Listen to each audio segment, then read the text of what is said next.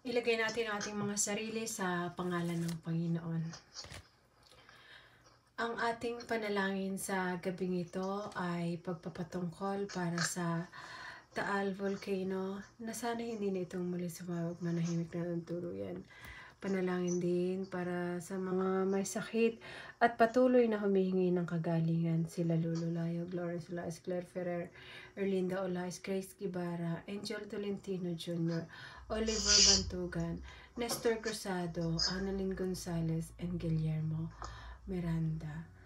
Tahimik natin na sambitin ang ating mga personal na mga kahilingan.